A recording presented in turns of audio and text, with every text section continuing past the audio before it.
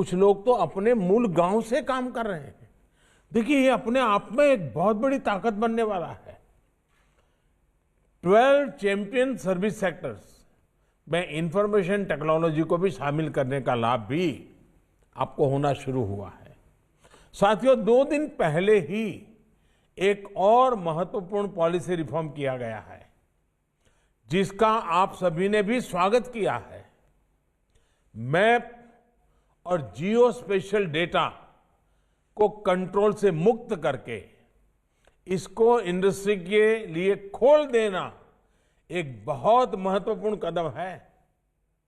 एक ऐसा कदम है जो इस फोरम की थीम जो है, shaping the future towards a better normal, मैं समझता हूं इसके साथ एक प्रकार से आपकी समिट का पूर्वाश्रम का जो काम है वो सरकार ने कर दिया है। ये ऐसा कदम है जो हमारे टेक स्टार्टअप इकोसिस्टम को शाश्वत करने वाला है, सशक्त करने वाला है। ये ऐसा कदम है जो सिर्फ आईटी इंडस्ट्री नहीं, बल्कि आत्मनिर्भर भारत में व्यापक मिशन को मजबूत बनाता है। मुझे याद है, आप में से अनेक एंटरप्रेन्योर्स मैप्स और जियो स्पेशल डेटा से जुड़े रिस्ट्रिक्शंस और रेड टेप से जुड़ी बातें अलग अलग फोरम पर रखते रहे हैं। और मैं एक बात बता दूं, इन सारे विषयों में सबसे बड़ा जो एक प्रकार से रेड लाइट दिखाया जाता था, वो सिक्योरिटी से संदर्भ भी होता था कि ये चीजें अगर खुल जाएगी, सिक्योरिटी को संकट हो जाएगा, ये बार बार आता था। लेकिन सिक्योरिटी के इश्यूज को भी हैंडल करने के लिए आत्मविश्वास बहुत बड़ी ताकत होता है, और आज भारत आत्मविश्वास से भरा हुआ है। सीमा पर हम देख रहे हैं, और तभी इस प्रकार के निर्णय भी संभव होते हैं। ये निर्णय सिर्फ टेक्नोलॉजी के दायरे का नहीं है, ये निर्णय सिर्फ एडमिनिस्ट्रेटिव रिफॉर्म ऐसा नहीं है, ये निर्णय सिर्फ सरकार एक नीति नियमों से हट गए ऐसा नहीं है। ये निर्णय भारत के सामर्थ्य का परिचायक है।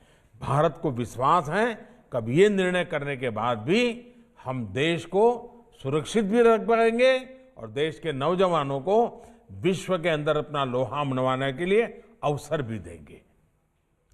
साथियों, मेरी भी जब आप जैसे साथियों के साथ चर्चा होती थी तो इस समस्या का एहसास मुझे होता था। अपने युवा उद्यमियों को, हमारे स्टार्टअप्स को दुनिया में पैदा हुए नए अवसरों का लाभ उठाने के लिए पूरी आजादी मिलनी चाहिए। इसी सोच के साथ ये फैसला लिया गया है। सरकार को देश के नागरिकों पर, हमारे स्टार्टअप्स पर और इनोवेटर्स पर पूरा भरोसा है। इसी भरोसे के साथ सेल्फ सर्टिफिकेशन को प्रोत्साहित किया जा रहा है। साथियों, बीते 6 सालों में आईटी इंडस्ट्री ने जो प्रोडक्ट्स, जो समाधान तैयार किए हैं, उनको हमने गवर्नेंस का महत्वपूर्ण हिस्सा बनाया है। विशेष तौर पर डिजिटल इंडिया ने, डिजिटल टेक्नोलॉजी ने सामान्य से सामान्य भारतीय को सशक्त किया है, सरकार से उसको जोड़ा है। आज डेटा को भी डेमोक्रेटाइज किया गया है और लास्ट माइल सर्विस डिलीवरी भी प्रभावी हुई है। आज सैकड़ों सरकारी सर्विसेज की डिलीवरी ऑनलाइन की जा रही है। गवर्नेंस में टेक्नोलॉजी के प्रभावी उपयोग से गरीब और मध्यम वर्ग को सुविधा के साथ साथ करप्शन से भी बड़ी राहत मिली है। हमारे फिनटेक प्रोडक्ट्स और यूपीआई जैसे डिजिटल प्लेटफॉर्म की चर्चा तो आज पूरी दुनिया में है। वर्ल्ड बैंक समेत इसके सामर्थ्य की चर्चा कर रहे हैं। कैसे 3-4 साल के भीतर भीतर एक हैवीली कैश डिपेंडेंट सोसाइटी, उससे हम लेस कैश सोसाइटी की तरफ मक्कमता पूर्वक बढ़ चले हैं, ये हमारे सामने है। जितना डिजिटल ट्रांजैक्शन ज्यादा होता जा रहा है, काले धन के स्रोत उतने ही कम हो रहे हैं।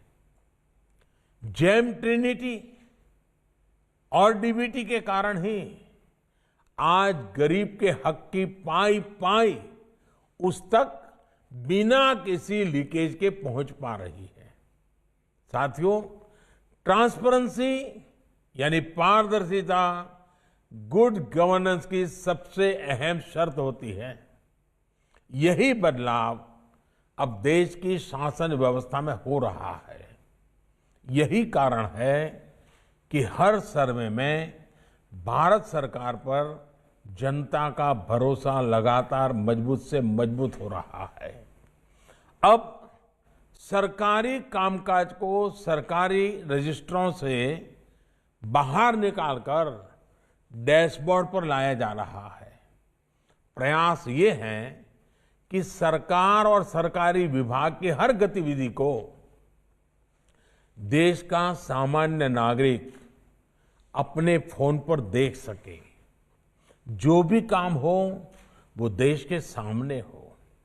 साथियों, गवर्नमेंट प्रोक्योरमेंट को लेकर पहले कैसे कैसे सवाल उठते थे, ये हम में से कौन है जो नहीं जानता है। हम भी तो चर्चा में वही बोलते थे, हम भी वही सुनते थे, हम भी चिंता व्यक्त करते थे। अब आज डिजिटल टेक्नोलॉजी का उपयोग करते हुए पूरी पारदर्शिता के साथ गवर्नमेंट ई मार्केट प्लेस यानी जेम GEM के जरिए खरीद की जा रही है। आज ज्यादातर सरकारी टेंडर ऑनलाइन मंगाए जाते हैं। हमारे इंफ्रास्ट्रक्चर से जुड़े प्रोजेक्ट्स हो या गरीबों के घर, हर प्रोजेक्ट्स की जियो टैगिंग की जा रही है ताकि वो समय पर पूरे किया जा सके। यहां तक कि आज गांवों के घरों की मैपिंग ड्रोन से की जा रही है। टैक्स से जुड़े मामलों में भी